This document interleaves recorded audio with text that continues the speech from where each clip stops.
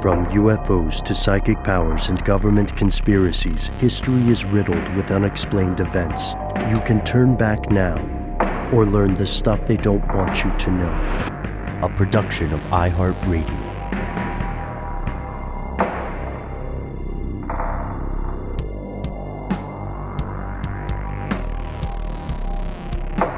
Hello, welcome back to the show. My name is Matt. My name is Noel. They call me Ben. We're joined as always with our guest super producer, Chandler the Madman Mays. Most importantly, you are here. That makes this the stuff they don't want you to know. It is the top of the week. Fellow conspiracy realist, Halloween moves ever closer, right? In the calendar, and the world is not stopping just because it's our favorite holiday. We're going to talk a little bit about forever chemicals with some good news. We're going to explore some sightings of a cryptid that might be familiar to some of us in the audience. And before we do any of that, we are going to plug 13 Days of Halloween, because today the 5th episode is out right now in season 4, and you should listen. Yes. Heck yeah. Sorry. Yeah, that's perfect. No, we want more people to listen to 13 Days of Halloween, brought to you by Aaron Mankey, Alex Williams, and our own Mr. Matt Frederick. And Blumhouse Television. Noel's worked on this in concert or in conspiracy with the Madman Mays, and Matt, you have EP'd the thing. We've got a cavalcade of incredibly talented writers, actors, producers, engineers, you name it. It's top notch. Please tune in if you like scary stories. The Madman Mays' episode just came out. It's a banger. It's long, and it is freaking creepy and weird, and you're gonna love it. It came out? Yeah. By the time this publishes. It's also, I haven't finished doing my sound design on it yet. I'm scared. I was like, what did I miss? It's also written by our very own Joe McCormick of Stuff to Blow Your Mind fame. You will, in fact, recognize quite a few of the 13 Days writers if we've done things correctly. Ben. Before we, but we also want to point out it's a lovely autumnal afternoon here at the iHeart Studios. We are recording in person. I know, it's the first time in a minute. I commented when Matt walked into the room, Matt, you're a person instead of just a face in a square. You guys get your ridiculous history time in, and I'm way up far away now, so I'm sorry, but I want to do this more. Well, we're glad that you're here. Yeah, and we're hoping to make this a regular thing. Let's dive right in without further ado, or a doo-doo, or etc. It turns out, you guys know catalytic converters? Yeah. Yeah, people like to steal them, right? Because they have copper in them. Isn't that the thing? They've got all kinds of stuff. They have all kinds of goodies. But wait, even there's some element in them. Yeah. Yeah, catalytic converters are the platinum. Are the government mandated things that are the government mandated things that help reduce emissions in internal combustion vehicles. And you're right, Noel, they do have platinum. They also have rhodium and palladium. You can get a lot of bang for your buck if you're a thief. You can sell these for a couple of hundred per unit. And just recently, 3 members of the same family in California have pled guilty to a conspiracy for running a catalytic converter specific theft ring that shipped $600 million worth of these things. Holy cow. To Jersey. Of course it's going to Jersey. Like, why? It's like the airbag scam from The Sopranos. We talked about that too. Like people like steal airbags and then they sell them to like scrap yards that sell undeployed airbags. Yeah, absolutely. And this, I'll be honest, I get these alerts whenever somebody officially gets charged with or convicted of conspiracy. So is it what is the alert? What is your Google alert? Like, what does it say? it says conspiracy and then law enforcement, I think, or court. Got it. So because usually, when you do a Google alert, you can't just say conspiracy. You'll get way, way too much stuff. A lot of hip hop, surprisingly. But let's go to a great article in the New York Times by Johnny Diaz. This was a national network of thieves, dealers, and what they're calling processors. So Tu Su Vang and then Andrew Vang and their mother, Monica Moa, were all from Sacramento, California. They're all part of this ring. They would transport stolen catalytic converters, and then they would get paid by wire. They all pled guilty, and unfortunately, one of them, the first one, Tao Su Veng, had also pled guilty to 39 different charges related to money laundering. Whoa. Yeah. Well, that's interesting. I wonder how that all works. I would love to see the like inner workings of that conspiracy. Grift? Like, it seems like the elements and such in the catalytic converters are of such value that in and of itself would be the grift. I don't understand how the money laundering element. The money laundering is explaining to the government how you generated the income. Okay. So like the Breaking Bad car wash kind of stuff. Yeah. Well, think about all the shipping you're doing, like from California to New Jersey. And catalytic converters, they're not huge, but they're also not tiny either. But isn't the whole point of the money laundering grift that it's legal? Like running a catalytic converter theft ring is not exactly a good cover story. Right, so you have to have the good cover story, which is the money laundering. By saying like, hey, I think I'm confused. I'm sorry. No worries. So you get the bad money, the money that needs cleaning when you get money for the converters, right? $50 per gram of those precious metals. Then you've got a front business. I don't know. Do we know what their business was? I think that was my question. I wasn't hearing what the front business was. Oh, okay. We don't have the details yet on their front business, but we do know that they had a heck of one because they had to plead guilty to almost 40 different money laundering charges. So something like a car wash, something like the common ones would also be, dare I say it, casinos. But then laundromats don't make sense to me because they're all quarters. It could be another auto business, honestly, which is probably very, likely. And they laundered $38 million on their own. Unbelievable. How many catalytic converters are we talking that would yield $600 million? They're not sure yet. We can go to some cocktail math, but maybe that's for a future episode. What we can say for sure is that last year alone, 1,600 catalytic converters were stolen in California.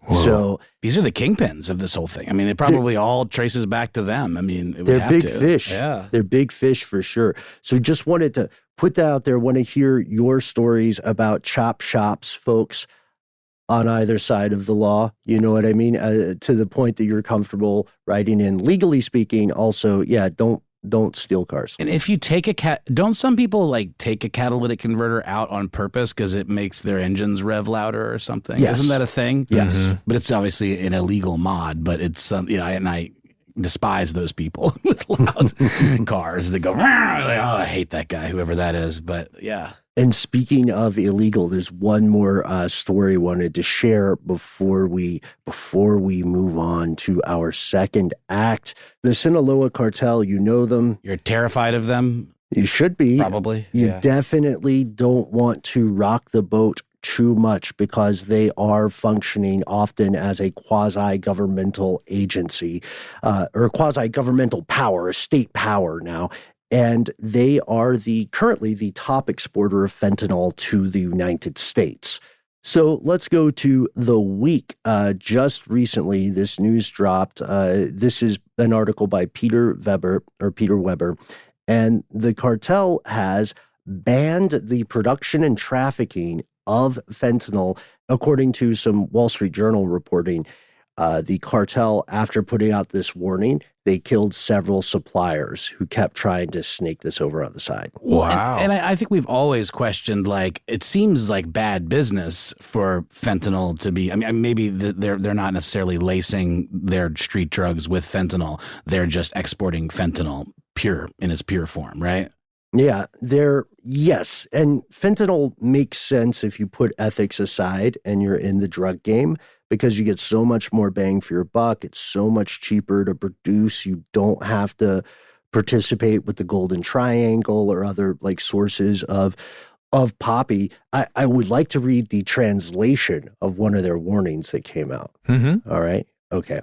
So in English, this says, attention due to the epidemic that plagues our country and our neighbors and the loyalty to our principles. We want to aid government efforts and CDS to eradicate the lethal drug known as fentanyl. Now it won't just be forbidden, as it has always been within our business, but now we will persecute and punish the people who make, sell, transport, or lace this drug. Wow. So this does kind of speak to the question that we've always had. Like, how is it good business if you're killing your customers? You know, for certain types of street drugs that get laced with this that don't make sense, like cocaine or methamphetamine that aren't opioids, that don't have the same analogous effect that fentanyl would produce. It just happens to be a similarly white powder that you can lace something with. It always seemed to me, and I think to all of us, to be a very head-scratchy kind of choice. Like, why would you want repeat customers? You don't want to kill your customer upon their first purchase of your product. That just doesn't make sense. You want, at the very least, you want to get them hooked, and maybe you kill them down the line from addiction and things that are associated with it, but a drop dead, they called it a hot shot back in the day, not good business. So this sort of speaks to they think that too. It does, because it's what we have to say, the important point for the chain of command or timeline is that fentanyl often, it's put in there to adulterate or step on the product before it gets to like the street level dealers. Right. So they don't know necessarily, unless they're doing some, quality assurance, which I imagine they do pretty frequently. Sure. But don't you, I don't see the cartels need to stop, or I can't imagine as their like desire to stop it. For me, it's more like maybe law enforcement is hip to stop fentanyl because it's getting so much news, and they're coming at them so hard. They're like, that's it's bad exactly biz. Yeah. So further down back to the Week article, that's what is happening. Reportedly, it's in response to law enforcement going harder in the paint because of these fentanyl overdose deaths that have risen so sharply in the U.S. Cartel operatives, like the mid-managers, because they're big enough to have that sort of Dilbert setup, except with a lot of torture and death. The mid-level managers are talking to the Wall Street Journal, Western media, Mexican media, and one described how he is destroying the 25 fentanyl labs that he was in charge of. Because a lot of these guys, especially in mid-level and below, think of them more like independent contractors. They have a little bit of autonomy. And you have to give us this money. So like Chicken Man? But isn't it funny, though, how even that threatening thing you just read reads like a press release from a pharmaceutical company? Yeah. We care so much about our customers and the epidemic that this drug has caused. It's always been banned, but now we're mega banning it. It's like they're looking out for optics. It's strange. We'll get you that prescription cocaine if you need it, but this fentanyl, sorry guys, we're taking it off the market. It's not lost. I think it's not lost on anybody how the irony of reading these official statements. That translation I read, you guys, is from banners that have been hung up at multiple drug spots. Wow. That's how you do a proper press release. They're handwritten. They look pretty serious. But also the irony here is that of all people, the cartel is talking about our principles. That's like our values. Yeah. Like, hey guys, we're a family organization. It's like it's like they are actually. Well, I know they are, but it's like, come on, this is a joke. Because this is specifically El Chapo's sons, right? Mm-hmm. And this is like all those mob films. Oh yeah, they're called Chapitos, Matt. It's like all those mob films where you see some of the older school Italian mafiosos drugs are a dirty business. Saying that drugs are a dirty business. We just stay with gambling, right? Or don't touch the opium or the cocaine. And it always represents a paradigm shift or a sea change. That's why Don Corleone got popped, because he wouldn't play ball with whomever it was, the other families that were aligning to do drugs. And Don Corleone was like, nah, I don't believe in that. I think it's going to ultimately destroy us if we get into this business. Yeah. Well, so what of the other cartels that are like, hey, fentanyl's cool with us? Well, then that's just going to be another doctrinal difference, and they're going to beef over it. That's exactly what's going to happen. I mean, a lot of fentanyl also is produced in China. Right. And the U.S. has unsuccessfully attempted to get the PRC to crack down on this. Results aren't in yet. And also, we have to ask ourselves, what about law enforcement? What about the DEA, the FBI, or, the CIA still in the game, right? You didn't hear it here first. What did they do? Did they go there and they say, because they're focusing hard on stopping fentanyl, did they sit down with their contacts, which they definitely do have, and say like, hey, guys, I've been to college. Who doesn't love a little cocaine? But this fentanyl is getting out of hand. Did they talk to them like cool dad style? Like, hey, champ.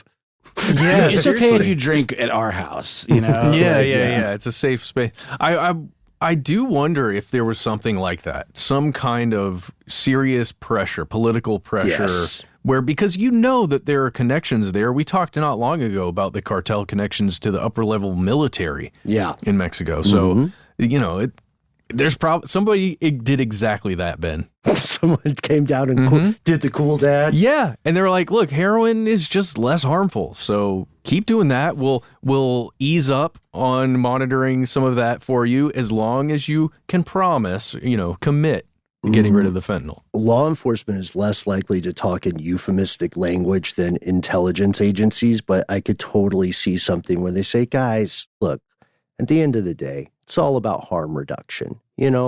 I think it will reduce harm to your consumers if we have less fentanyl, and it will certainly reduce harm to you. Mm-hmm. Yeah. For sure. And they're like, all right, well, great meeting. I gotta go, back over the border. No, they meet within the U.S., I'm pretty sure. Yeah. And they're also like, oh, but do you remember who we are? Law enforcement agency, whoever you are? Anyway, that's a wild meeting at the Bittigans, right, over in Phoenix. And the last thing before we move on, this is something I think should be an episode in the future. How does, back to the idea of cleaning the money, like the catalytic converters, how do you clean this money derived from the massive drug trade? It's a crime ring based in China that's also used by Hezbollah. That's the story. There are a lot of tether coins, they're called, like another Bitcoin. So just a teaser for a future episode on another evening. For now, don't do drugs. Try your best not to steal cars. We're going to pause for a word from our sponsor.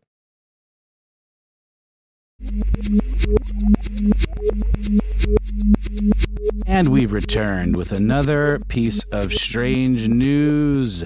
Sasquatch, Bigfoot, skunk ape, the abominable snowman, the Yeti, back in the news, y'all. It's back in the news. What was that amazing photo, the most famous one from 1967? It's got a name. Is it the one where he's walking? Yeah, he's walking in a stride, kind of. You see it in bumper stickers. You see it in fridge magnets. Well, we have another sighting that looks remarkably similar to that one, but we also have video now. And much like the recent Nessie convention, I guess, that descended on Loch Ness to sort of reinvigorate interest in some of these cryptids that have maybe fallen out of the public consciousness a little bit, largely because they've been debunked like multiple times over. This seems to have the potential to, also reinvigorate interest in Yeti hunting or Bigfoot hunting. We all had a lovely time going to a Sasquatch museum in Blue Ridge, Georgia. I believe it's called, was it Operation Bigfoot? Expedition Bigfoot. In Ellijay, yeah. Ellijay, if you're ever around this neck of the woods here in Georgia and you go up into the Blue Ridge Mountains area on your way, there's this really cool museum that is much like, the kinds of things you might see at Epcot Center in Disney. This guy, what was his name? David Becerra. Yeah, very, very influenced by Disney Imagineering. And so there's a lot of these little exhibits. This guy is an active Bigfoot enthusiast. He has like vehicles on display with like radar dishes or whatever, whispered dishes that you use to kind of like amplify sound. And he's got them all built onto these little bespoke golf carts. This is the kind of guy that I think would take great interest into this story. So this one, though, we've always, talked about Bigfoot as being a bit of a regional phenomenon, like a lot of times in the Pacific Northwest, a couple of other locations. I don't know that I've ever heard of one being seen in Colorado. Have y'all? It would make sense potentially because there's enough rural area and wilderness. Yes, that's sort of the key, right? With most cryptids, it's like, where can they thrive where there aren't eyes on them all the time? Where's the Bigfoot in Bushwick? You know what I mean? Exactly. He's hanging out at a dive bar DJing probably, you know. Guys, we should low-key make that, whatever that is, like Bushwick Bigfoot? Yeah, the Bigfoot of Bushwick. Yeah, that's the it. Bigfoot of Bushwick. Yeah. That should be like a children's That book. might be a guy. He's very already much could be. But so a guy named Stetson Parker, which is a great name, Stetson, presumably named after the hat, maybe not. And his wife Shannon took a little pleasure tour, I suppose, on a vintage railroad in Colorado called the Durango and Silverton Narrow Gauge Railroad that, quote, provides historic and entertaining rides. This story comes from the New York Times in an article by Claire Moses. And the Parkers got a little more than they bargained for with the price of admission for that little tour. They cited a Bigfoot. The Bigfoot? I mean, again, we don't know. Are there many of them? Is there just the one? Seems like there would have to be many. And there's footage of this. You can see it online. It's been shared all across social media, and it's a shot out the window. And if you've ever been on a train trip, maybe out west or in parts of the country that are a little more rural, lots of really awesome wide vistas. You can get really cool shots just from the train window using your phone that look like cinematic because of how huge the horizon is and the kind of scale of the shot. And in this, you see some brush, some kind of scrubby brush land. And then if you look in, kind of zoom in with your eyeballs, you see this Bigfoot type cat or bear or ape just swinging his arms along in a very similar pose, a very similar posture and gait to that 1960s footage that we talked about. The arms out, swinging like a Polaroid picture. That's not a thing, but you can picture it, y'all. Yeah, but at the very beginning of the footage I just watched, he does like a quick-footed, like kind of thing to get over a couple of rocks. He's a spry little fella. But then immediately squats down and almost camouflages with the foliage. It ends with the squat, and he does then, or they do, whatever, this creature then becomes quite camouflaged. It's really, really fascinating. I mean, honestly, when I first looked at it, I was like, this is a deep fake that's using the same type of footage that we've seen before because the posture is so similar. The I guess proximity, or rather the scale of the arms, the length of the arms in relation to the rest of the body, very, very similar. The way the hair kind of drapes, almost like a Wookiee type figure, It's also a very, very short clip. It's a very short clip, but all these types of clips tend to be. It's at least super clear, right? It is. It's in focus. That's why I immediately, my mind, I mean, again, we've been tainted by all this AI stuff where now we just really can't trust footage. And it would be super easy to fake a video like this, especially when the whole intent is for it to be kind of, well, like to your point, Matt, it's not low res exactly, but it is a large scale vista with a very small thing that's sort of the feature of it. And I could just, my mind immediately was like, that looks like fake Tom Cruise, on a late night show or something, Yeah. Let's talk about the captive audience that you have when it's a bunch of human beings on a train with devices that can probably record video. That's right. I mean, if you wanted to look like Bigfoot to a lot of people at one time, this is a great place to do it. To what end? And then also, how come there haven't been more sightings? Well, to what end? I mean, just like yucks, I would argue, just for funsies.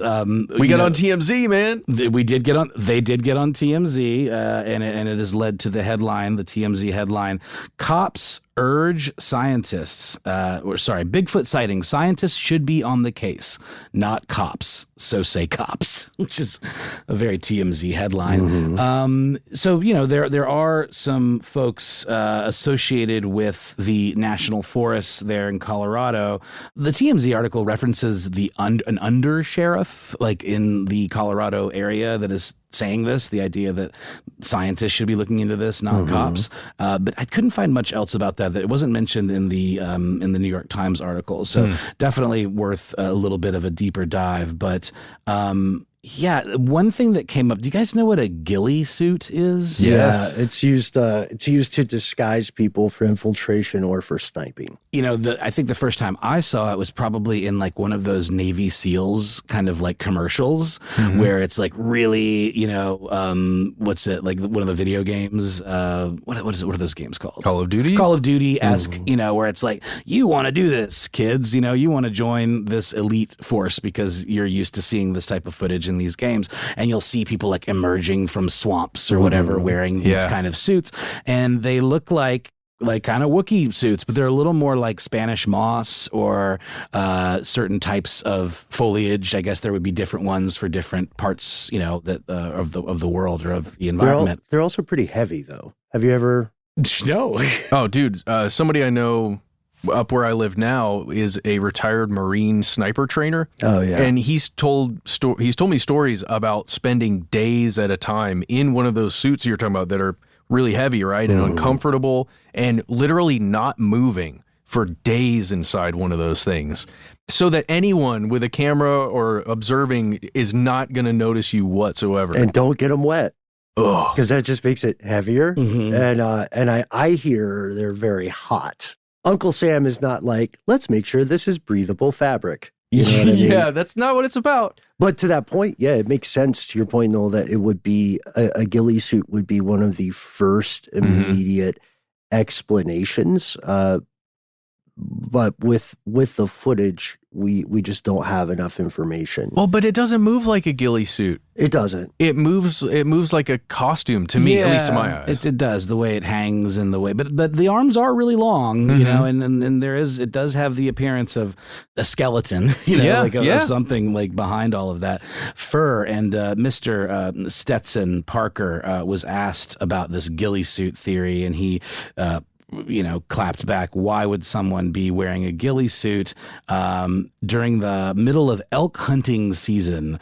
You know, it's a surefire way for anyone to get shot. Oh, you know, and that's terrifying. That's if it is a hoax, somebody was out there during hunting season. And it does. I mean, honestly, the way this thing is moving, it's moving so much like the classic Bigfoot stuff that we've seen, that unless that's just the way these guys move, and it's definitely real, it is somebody looking to get a viral video. Yeah. But think about how many times they would have had to do it in order for someone to catch it. You know what I mean? You'd have to predict the train schedule and stuff, which isn't impossible by any means. No, but I would argue that if this was the one that popped, they've probably done it multiple times. Quite possibly, yeah. Unless it's just some dude wandering, because it's far enough away that it doesn't necessarily, like when you look at this, you don't immediately think this is larger than a human being normally is, right? So we'd need, to paraphrase Reddit, we'd need a banana for scale. We need like someone who's a confirmed human being. Yes. Repeating the same motions. That's right. To see how high the shrubs are. Let's do it. And to answer my own question, the 1967 footage, which we've seen screenshotted as a still, maybe even more than we've seen the footage, was called the Patterson-Gimlin film, which showed, again, the same gait, the arms, to the point where that's such a classic piece of cryptid ephemera that this, whatever, if this is a hoax, unless, again, this is just how these things move and this is definitely real, someone was mimicking this, because the arms are swinging in the exact same pattern. And I did not realize this, but in 2014, Oxford University researchers investigated 30 hair samples, that were purportedly belonging to these types of cryptids, and they matched every single one of them to other animals. Yeah, I think we've probably mentioned. The FBI did that too, right? Something similar a few decades earlier. I think that must be right, but I'm only seeing the thing about the Oxford study. Yeah. But this New York Times article also quotes a guy named Ryan Willis, who's 23 and founded the Trent University Sasquatch Society, which hosts Sasquatch University, which is a reality show on the Wild Network that discusses Bigfoot sightings specifically in Ontario. And I do now remember from Bakar's place that Canada is another, prime example of a great location for Sasquatch sightings. And there certainly have been plenty because, after all, Pacific Northwest, it's practically Canada, Deciduous forest, there's a lot of tree cover. And this, I think, Matt, you may be onto something. I think maybe this is a field trip for us. We can see, we need one guy on the train. Yes. We need another person. Okay. Can I be the Bigfoot? How is this not? You got the best stretch for that. Yeah. What if it's a hobo who is going to hop the rails and is waiting for Amtrak to pass by, but because they're going at speed, and I don't think there's not a safe way to hop on a train. Oh no, not at these types of stretches. There's no access. It is moving very fast. Do you think? Okay, what if it's a guy, just like a regular dude out there, and squatted because they didn't want to be seen, or squatted because they had to poop or whatever? What if they don't know that they have gone viral and have become, the subject of a New York Times article? Or what if they do know? How come no one ever comes forward immediately and is like, no, it's me, Scummy Pete. I'm just riding the rails with a bindle and Hobo Johnson. Yeah, my guy. Yeah, you got me. I was out there. Speaking of poop, though, Ryan Willis, who I mentioned, the Sasquatch University guy, is quoted in this New York Times article talking about how, people send him footage all the time, different hair samples, and then he's quoted in saying, but nobody has sent us Bigfoot poop in the mail or anything. That's that was one of our first questions in Cryptid episodes too, because anything that is closely related to a primate, especially one of the great apes like humans or gorillas, they're going to exhibit predictable nesting behaviors. Chimpanzees also are cleaner than humans when it comes to pooping. Yeah. So maybe Bigfoot is just more hygienic than the rest of the primates. He's definitely got a luxurious mane, no question about that. He's probably using that horse shampoo. Yeah, mane and tail. And if he's got some specific wilderness and recon training, then he almost certainly buries his poop. Yeah, because nobody, you don't want to give away your position. right, or at least have a decent latrine. So we are going to become cryptid poop hunters. Is that the takeaway? Why not? At this point, what else is there?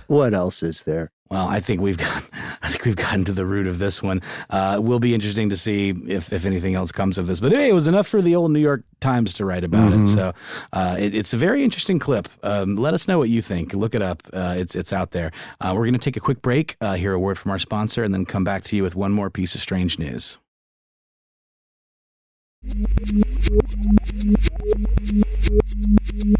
And we've returned. Guys, my obsession with water and water-related things continues. I apologize to you and to everyone listening. I cannot get away from water for one reason or another. Aren't most people obsessed with water? Well, we're made of 90% of it or something along those lines. Yeah, 70. Okay. I talked to my therapist this morning, and he thinks it's a problem.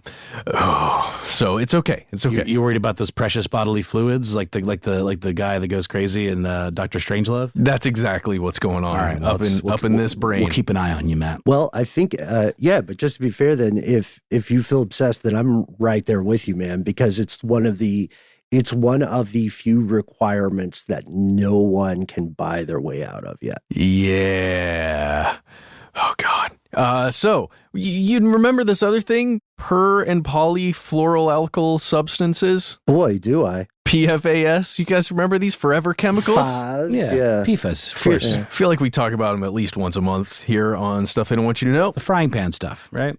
Yes, exact. Frying pan stuff, but also 8,999 other chemicals besides Teflon. When you get a paper cup that doesn't instantly get soaked, The little barrier there probably has PFAs, definitely some microplastics. Anything that a bead of water just like rolls right off. Yes. Probably a lot of it. bad Yeah. news. The lining inside every Coca-Cola can you've ever consumed. I'm not going to think about it. Also, the lining of popcorn bags. Yeah. Oh, it's in everything. Well, guys, the reason why those are scary, and we've talked about it on this show, listen to several full episodes we've made on the subject. Active conspiracies as well. Oh, Theories. yeah. Real conspiracies where human beings now understand the science behind why these carbon chains are so dangerous for humans, because they don't break down when they get into your system, and they have a tendency to embed themselves within your system as they, move around in your bloodstream. Or just go through your bowels or wherever they happen to find themselves as you consume more and more every day. Every human being does this on the planet because they're in every source of water on the planet. And if you're carrying a child, they're going to be in your kid too. So this is real cradle to the grave stuff. And it turns out that PFAs may get you to your grave a little earlier. It's probably not going to have any effect on you immediately, right? Generally, they don't. It's a long game with these guys, as you said, cradle to the grave kind of thing. It's a huge problem. There are a lot of ways to clean up pollution that humanity has, found our way into, right? Ways to clean up things like oil spills. What's some other horrible pollution? Chemicals that get released when a train derails that aren't PFAS. Shout out East Palestine and the countless other, or the hundreds of other train accidents. Nuclear waste. There are ways that you can collect those substances pretty effectively and isolate them, let's say in a, 10 to 20 foot concrete cube of some sort. With PFAS, there hasn't really been, at least within the up until a couple of years ago, a reliable way to destroy the chemicals once they contaminate something, like especially a body of water. Yeah. Well, guys, it's changing. Oh, this is a positive story. This is a positive story. We thought it was such doom and gloom. We wanted to end on something positive, Well, right? the point is, it is doom and gloom, but there's a glimmer of hope just over the horizon Silver here. lining. Like There's a the silver end of lining. True Detective Season 1, spoilers. Yeah. Is that when you get to see the universe open up above their heads? Yeah, Like, and you hug it out with your bestie, oh, yeah. Yeah, After the hospital visit. I remember that. Oh, True Detective Season New 1. season coming. Yeah? Jodie Season Foster. 4, yeah. yeah. It's called Night Country. What? Looks cool. Apparently, it's actually got ties back to the first one. At least in the Yeah, trailer, that's it the has the idea. same spiral guys. Oh, that are It's What? also in Alaska, so I hope What? they tie back to the mythos. Oh, man.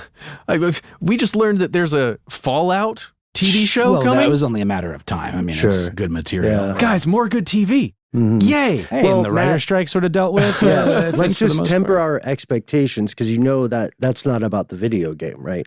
Oh, is it not? No, it's about Fallout Boy. Oh, Stop even it. better. Stop it, Ben. God, they were so good at the music festival. They were pretty good. Okay, so the hope in the future here on the horizon is a startup company from Tacoma, Washington called Agwaga. Say that again. Agwaga. That's how I would say it at Okay, every now board say it meeting. like you're Irish. I don't think it's possible. Oh, no, wait. Do it like Harry Carey. Agwaga. There we go. That's good. Agwaga has landed $4.7 million in contract. Yeah. No, but this company, I might say it more Aquaga.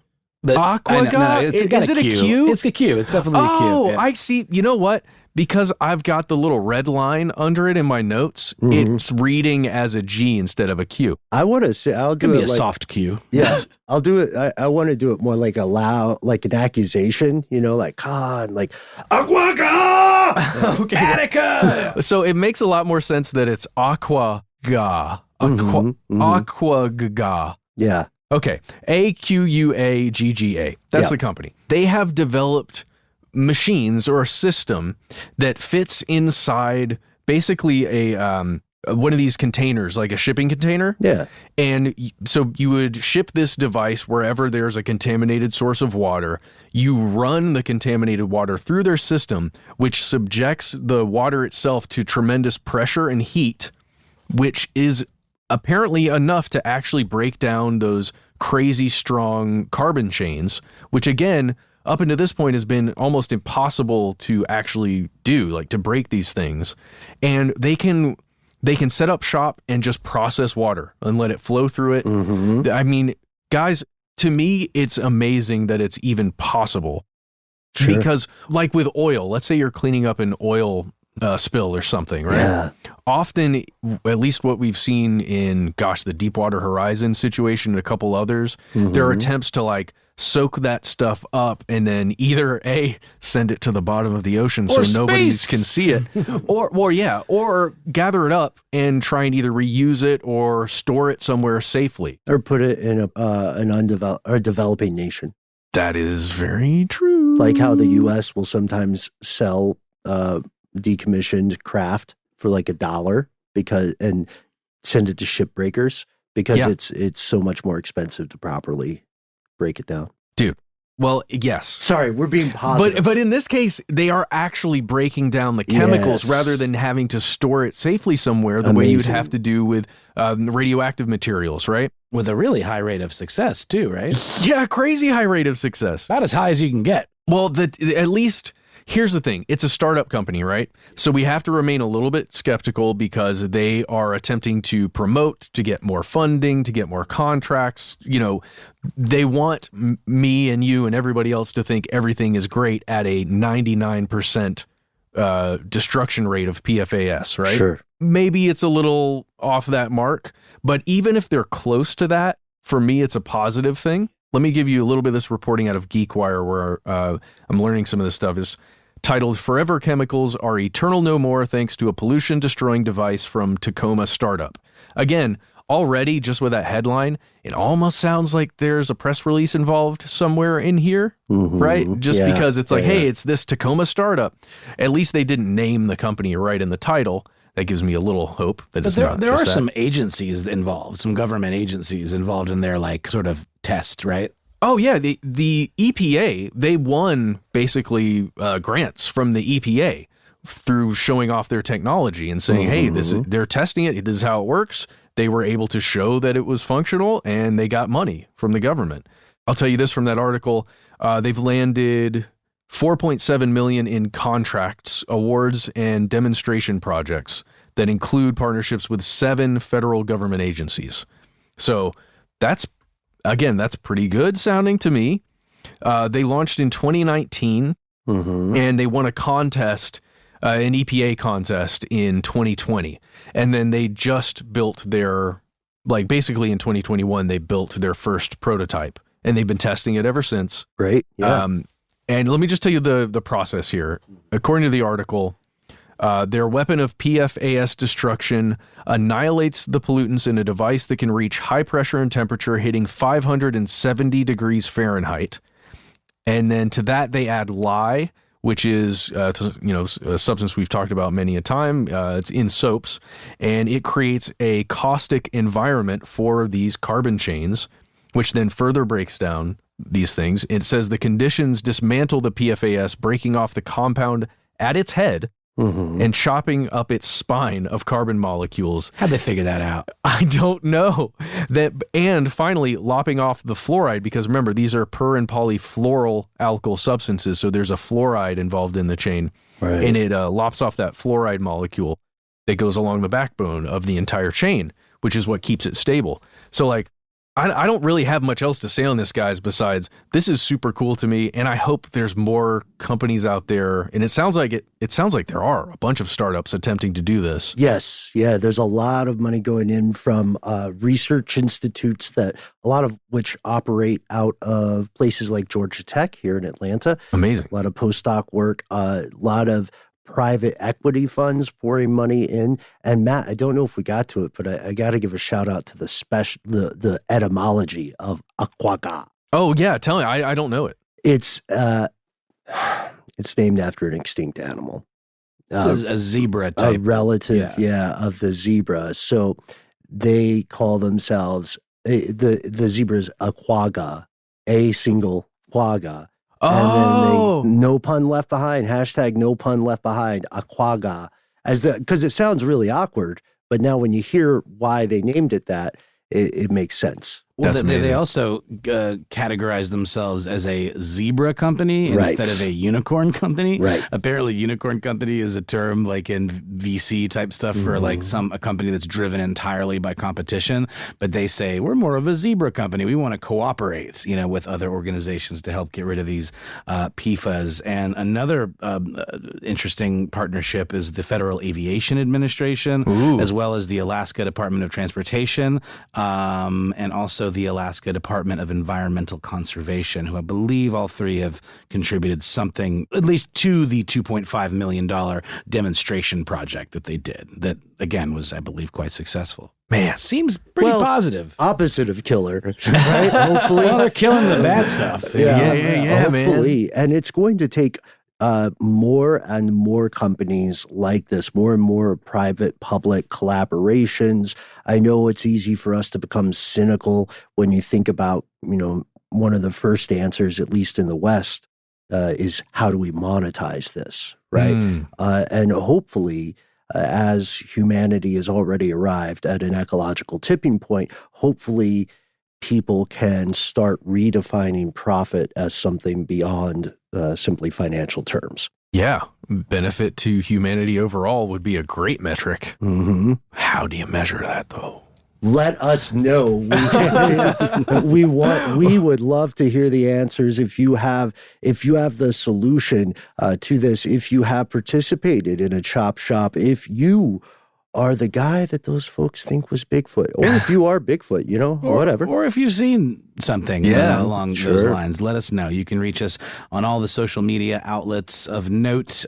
We are Conspiracy Stuff Show on X, FKA, Twitter, Facebook, and YouTube. Conspiracy Stuff Show on Instagram and TikTok. Hey, we have a phone number.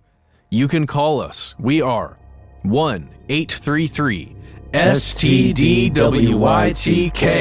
Oh, it feels good to do that together.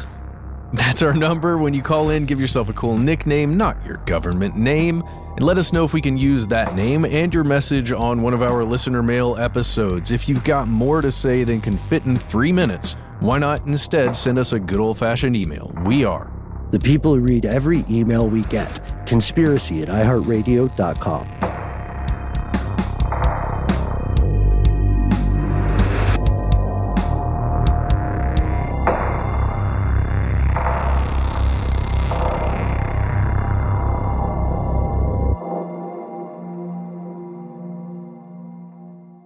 Stuff They Don't Want You to Know is a production of iHeartRadio. For more podcasts from iHeartRadio, visit the iHeartRadio app, Apple Podcasts, or wherever you listen to your favorite shows.